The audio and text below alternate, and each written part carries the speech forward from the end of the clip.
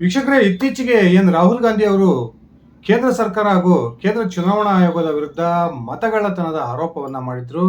ಆ ಆರೋಪದ ಮುಂದುವರೆದ ಭಾಗವಾಗಿ ಕರ್ನಾಟಕಕ್ಕೆ ಆಗಮಿಸಿ ಫ್ರೀಡಂ ಪಾರ್ಕ್ನಲ್ಲಿ ಬಹುದೊಡ್ಡ ಪ್ರತಿಭಟನೆಯನ್ನ ಮಾಡೋದ್ರ ಮೂಲಕ ಕೇಂದ್ರ ಸರ್ಕಾರವನ್ನ ಮುಜುಗರಕ್ಕೆ ಒಳಪಡಿಸ್ತಕ್ಕಂಥ ಒಂದು ಪ್ರಯತ್ನವನ್ನ ಮಾಡಿದ್ರು.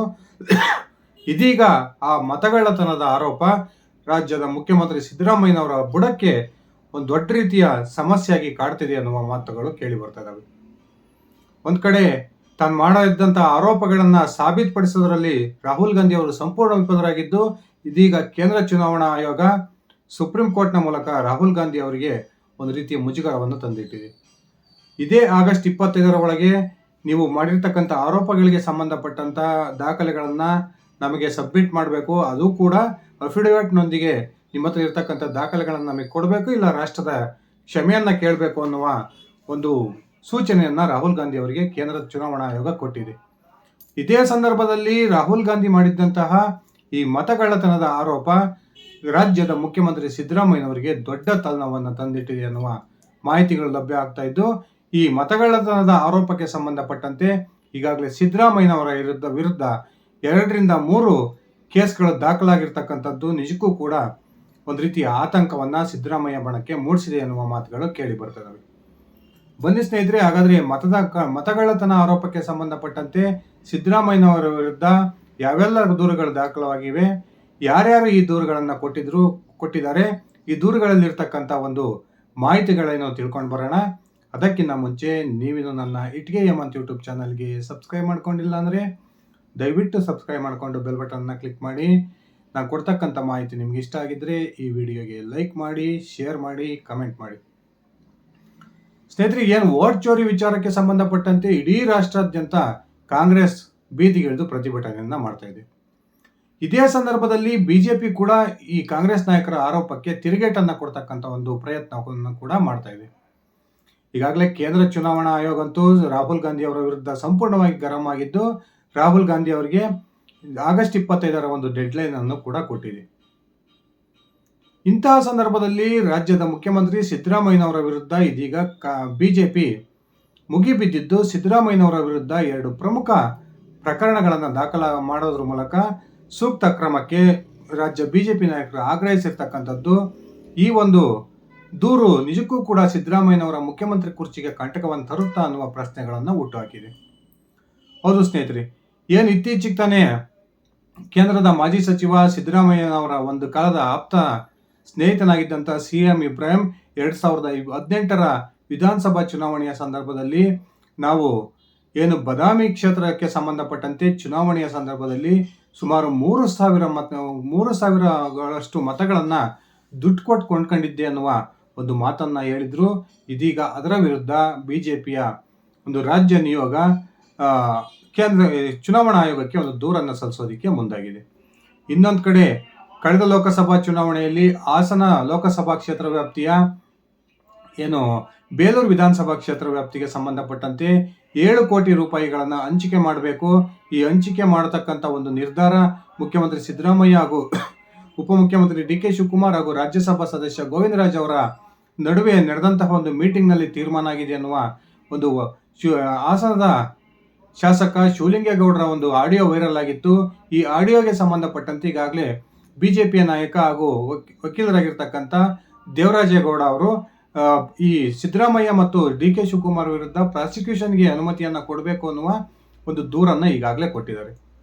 ಇನ್ನೊಂದು ಕಡೆ ಈ 2 ಪ್ರಮುಖ ಅಂಶಗಳನ್ನ ಆಧರಿಸಿ ಇದೀಗ ಬಿಜೆಪಿಯ ರಾಜ್ಯ ವಕ್ತಾರರಾಗಿರ್ತಕ್ಕಂಥ ಅಶ್ವಥ್ ನಾರಾಯಣ, ಅದೇ ರೀತಿ ಮಾಜಿ ವಿಧಾನ ಪರಿಷತ್ನ ಸದಸ್ಯರಾಗಿರ್ತಕ್ಕಂಥ ಕ್ಯಾಪ್ಟನ್ ಗಣೇಶ್ ಕಾರ್ಣಿಕ್, ಅದೇ ರೀತಿ ಅರುಣ್ ಶಹಾಪುರ ಮತ್ತು ಬಿಜೆಪಿಯ ಕಾನೂನು ಪ್ರಕೋಷ್ಠದ ರಾಜ್ಯ ಸಂಚಾಲಕರಾಗಿರ್ತಕ್ಕಂಥ ವಸಂತ್ ಕುಮಾರ್ ಅವರ ನೇತೃತ್ವದಲ್ಲಿ ನಿನ್ನೆ ರಾಜ್ಯ ಚುನಾವಣಾ ಆಯೋಗಕ್ಕೆ ಸಿದ್ದರಾಮಯ್ಯನವರ ವಿರುದ್ಧ ಸೂಕ್ತ ಕ್ರಮವನ್ನ ತೆಗೆದುಕೊಳ್ಬೇಕು ಅನ್ನುವ ಒಂದು ಆಗ್ರಹವನ್ನ ಮಾಡಿ ಒಂದು ದೂರನ್ನ ದಾಖಲಿಸಲಾಗಿದೆ.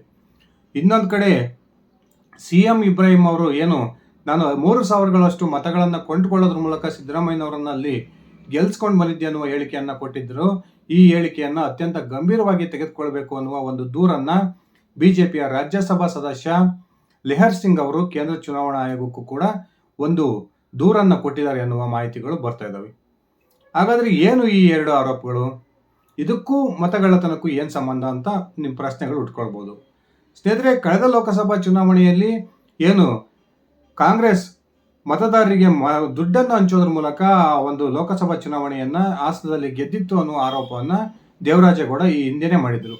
ಇದಕ್ಕೆ ಸಂಬಂಧಪಟ್ಟಂತೆ ಅರಸೀಕೆರೆಯ ಕಾಂಗ್ರೆಸ್ನ ಶಾಸಕ ಶಿವಲಿಂಗೇಗೌಡರು ಹಾಸನ ಲೋಕಸಭಾ ಕ್ಷೇತ್ರ ವ್ಯಾಪ್ತಿಯ ಬೇಲೂರಿನ ಬ್ಲ್ಯಾಕ್ ಕಾಂಗ್ರೆಸ್ ಅಧ್ಯಕ್ಷನ ಜೊತೆಗೆ ಒಂದು ದೂರವಾಣಿ ಕರೆಯಲ್ಲಿ ಮಾತಾಡಿದರು.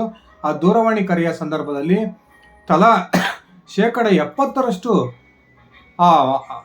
ಬೇಲೂರು ವಿಧಾನಸಭಾ ಕ್ಷೇತ್ರದ ಮತದಾರರಿಗೆ 70% ಜನಕ್ಕೆ ತಲಾ 500 ರೂಪಾಯಿದಂಗೆ ದುಡ್ಡು ಕೊಟ್ಟು ಅವರ ಓಟನ್ನು ಪರ್ಚೇಸ್ ಮಾಡಬೇಕು ಅನ್ನುವ ಹೇಳಿಕೆಯನ್ನು ಕೊಟ್ಟಿದ್ದರು. ಈ ಒಂದು ಆಡಿಯೋ ರಾಜ್ಯಾದ್ಯಂತ ಬಹುದೊಡ್ಡ ಮಟ್ಟದಲ್ಲಿ ವೈರಲ್ ಆಗಿತ್ತು. ಈ ಆಡಿಯೋವನ್ನು ಸಾಕ್ಷಿಯನ್ನಾಧರಿಸಿ ಈಗಾಗಲೇ ದೇವರಾಜೇಗೌಡ ರಾಜ್ಯಪಾಲರಿಗೆ ಒಂದು ದೂರನ್ನು ಕೊಟ್ಟಿದ್ದಾರೆ.